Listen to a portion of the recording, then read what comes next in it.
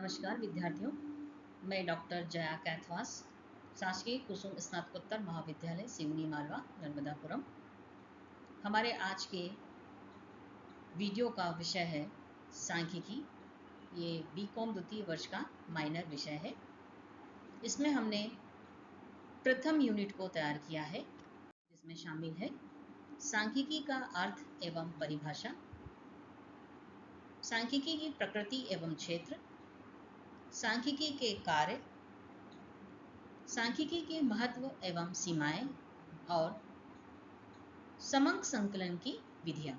प्रथम इकाई में हम इन 5 टॉपिक का अध्ययन करेंगे। सबसे पहले हम जानें कि सांख्यिकी है क्या। Meaning of statics. सांख्यिकी शब्द अंग्रेजी भाषा के स्टैटिक्स शब्द से ली गई है, जिसे लैटिन भाषा में स्टेटस कहते हैं, जिसका हिंदी में अर्थ हम लगाते हैं राज्य से।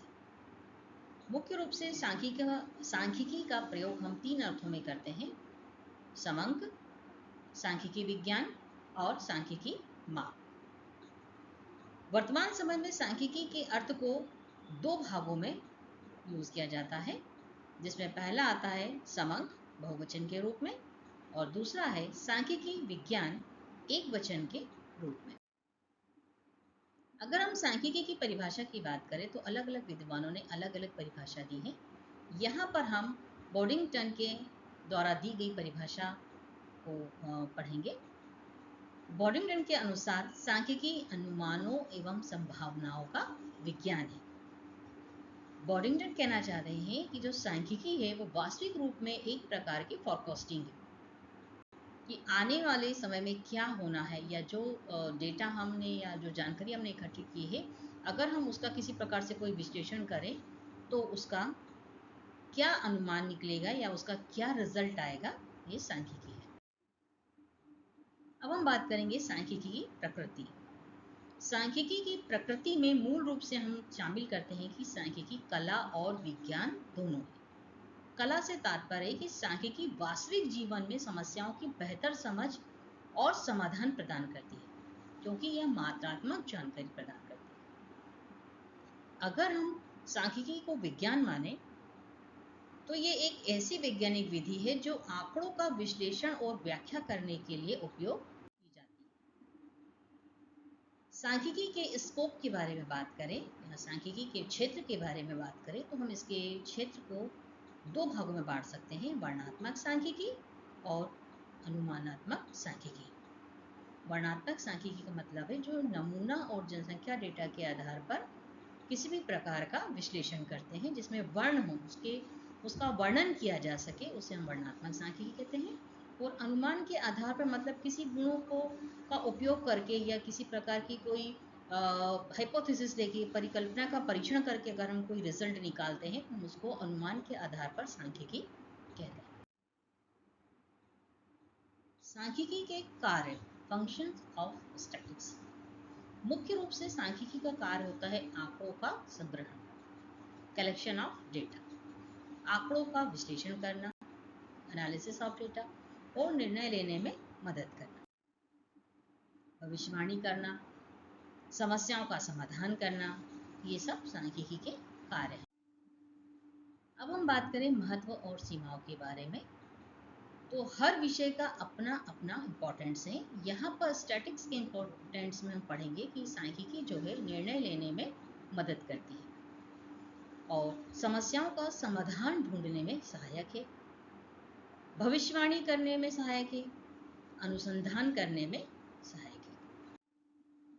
अगर हम इसकी सीमाओं की बात करें तो सबसे पहले हम देखेंगे कि आंकड़ों की गुणवत्ता। सांख्यिकी में हम जो डेटा इस्तेमाल करते हैं, जो आंकड़े या जो जानकारी इस्तेमाल करते हैं, वो क्या होते हैं? गुणवत्तापूर्ण होती हैं। और आंकड़ों की कमी मतलब जो हम जानकारी इकट्ठा करते हैं या जो आंकड़े होते हैं, उसमें बहुत सारी समस्याएं आती हैं, तो कभी कभी उनमें कमी भी हो जाती है कि हमें जो जानकारी चाहिए वो पर्याप्त नहीं मिल पाती। और सबसे ज़्यादा इम्पोर्टेंट है इसमें व्याख्या की सीमा की। जब हम उसको डिस्क्राइब करते हैं तो वो लिमिटेड होती है। तो इसकी सीमाओं को हमने 3 भागों में बांटा है: आंकड़ों की गुणवत्ता, आंकड़ों की कमी और व्याख्या की सीमा। लास्ट पॉइंट है इसमें समंक संकलन की विधियां। सबसे इंपॉर्टेंट टॉपिक है फर्स्ट यूनिट का, methods of data collection. Data collection को हमने दो भागों में बांटा है, secondary data and primary data. Primary data that means ऐसा सूचना या ऐसा समंक या ऐसा डाटा जो पहली बार एकत्रित किया जाता है, ऑन द स्पॉट जाकर के जो सूचना हम प्राप्त करते हैं उसे हम प्राइमरी डेटा कहते हैं। सेकेंडरी डेटा जो पहले से पब्लिश हो चुका हो या पहले से जिसने इस्तेमाल कर लिया हो उसे हम सेकेंडरी डेटा कहते हैं।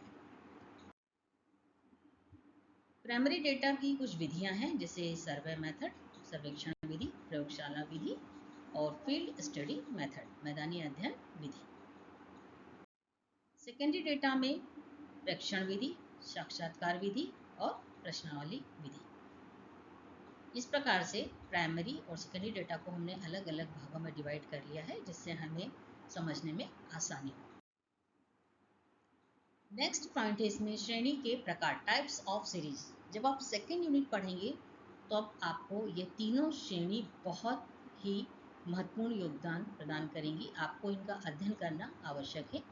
तो श्रेणियों को हमने तीन भागों में बांटा है, व्यक्तिगत श्रेणी, खंडित श्रेणी और सतत श्रेणी। तो प्रथम यूनिट में इतना ही। बहुत जल्द हम द्वितीय इकाई लेकर आपके सामने प्रस्तुत होंगे। जब तक के लिए धन्यवाद।